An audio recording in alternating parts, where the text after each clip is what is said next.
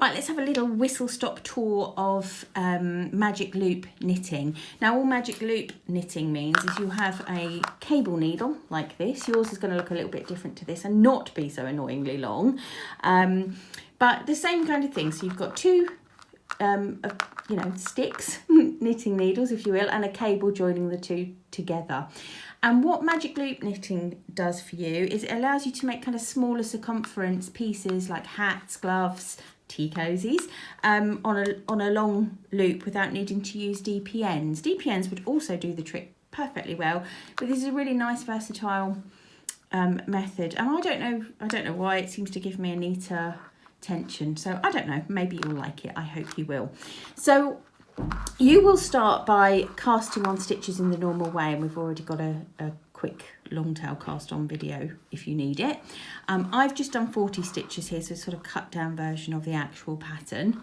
And however many stitches you need to cast them on first so they're all sat on the needle and partially on the cable like so. What you will then want to do is kind of move all the stitches on so they're fully onto the cable, and you need to find the halfway point of your stitches. So I've done 40 here, so I'm going to count 20. 2, 4, 6, 8, 10, 12, 14, 16, 18, 20. So this here, this little gap in the middle is the halfway point of my work. So I am going to pinch that, if you can see, that halfway point in my left hand here, and bend that cable in half. And when I do that, that little bend will just pop through those stitches quite naturally. And all I'm going to do is just pull that cable through. This, like I said, is a really long cable, and yours won't look like this. I don't quite know why I've chosen this one, really. And I'm going to pull and ease those two lots of stitches, which are now, evenly split, onto the two needles. Now it doesn't matter if when you split them, they still come onto this cable a bit. That's not a problem at all. All you're needing to do here is to separate them into two equivalent sets. Okay, so they're now sitting in two equivalent sets. The back needle, the one furthest away from me, and the front needle is the one closest to me.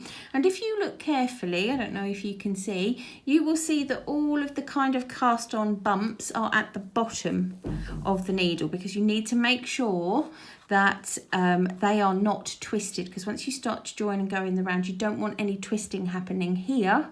Or you're going to get kind of an infinity loop or Mobius situation, which sometimes is needed, but not often. Certainly not in tea-cosies. So the cast on tail and the working yarn are coming off the back needle here. Obviously joined up at this end, but not at this end. So we need to kind of close that gap and start working in the round.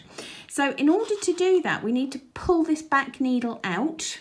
So I'm going to kind of hold it, hold all the stitches and everything in my left hand. Just gently pull this back needle out. And what's happened there is all those stitches are safe on the cable. Okay, they're not going anywhere. They're sat safely on the cable.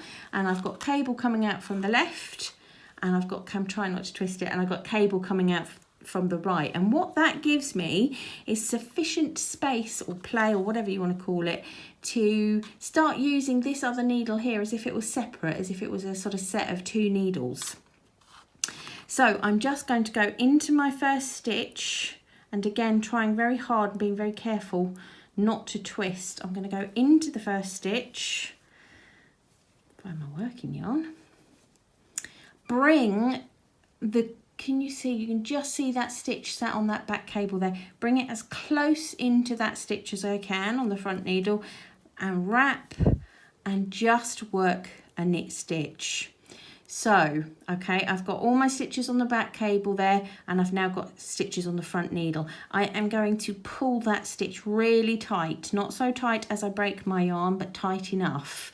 That will keep the gap between the two sort of halves of stitches nice and closed, nice and neat, and you're going to want that going forward. You only need to worry about it sort of been quite robust with it in the first couple of rounds. After that, just give it a little pull. The same with the second stitch. I'm going to give that a nice little tight pull as well. And then all I need to do is, oops, I've dropped the second stitch, of course I have. All I need to do is just work along the stitches on this needle, just in the normal way. And you will, can you see, I've got a loop of cable down by my right hand and a loop down by my left hand. And all that is doing is giving me freedom of movement to be able to use these needles as if they weren't joined by a cable and yet still work in the round. It's quite magical. So I'm just going to work along to the end. Right, I'm on the last stitch of that needle and I will knit that. And I've completed all the stitches on the first needle. But that does not mean I have worked around, because if you think about it, I've got half of the stitches left that I haven't done anything with just as yet. So I've got to work them next. So if I just let go with my left hand, I've got the springy cable, you'll see there's the needle nice and free. On this needle, these are all the stitches I've just worked. And on the cable, these are all the unworked stitches. So we need to work them. So what I'm going to do is I'm going to turn the whole lot round. And I'm going to gently, with my left hand here, I'm just going to pull that cable so that the needle starts to come through, like kind of reeling in a fish, if you're a person that likes fishing. And I'll just help that by pushing that in when it gets to the end. So now all those stitches are now sitting on the needle. All the worked stitches are on the back needle, and we just need to do a little bit of maintenance, a little bit of sorting out to make sure they're all sitting in the right direction. So the purl bumps, for example, when we get purl bumps on both sides, they will go inside the needles and the knit stitches will be sat on the outside. So it becomes a lot easier, as with most sort of starting points of projects. It does become a lot easier after you've worked 1 or 2 rows or rounds. So at the moment we're back to that kind of starting position, aren't we, where we've got 2 lots of stitches on 2 needles. We've worked all of them along this back needle here, and we've now got to work the other half on the front. So I'm going to do exactly the same as I did before, which is pull that back needle out. Got my working yarn coming from the back here. I've got enough cable now that I can start using this needle as if it was a pair of needles. And all I'm going to do, again, give that a little pull. Keep those stitches nice and tight so that there's no laddering. I don't know if you've ever made socks or anything on DPNs, and you can get those sort of very visual, very obvious lines where the needles, you know, where you've worked between needles. All you need to do to avoid that is give the first 2 stitches a nice little tug so they're nice and tight, and that will get rid of that. So again, I'm just working across all the stitches on the needle until I get to the end. Okay, and that I think is my last stitch. Okay, and so now I have worked right across that front needle and I've finished all of those stitches, and now across the back needle, and I have completed 1 round.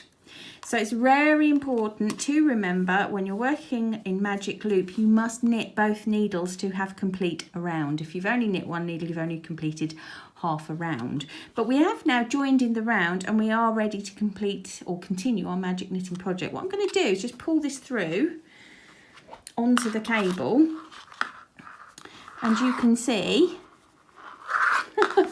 springy cable. You can see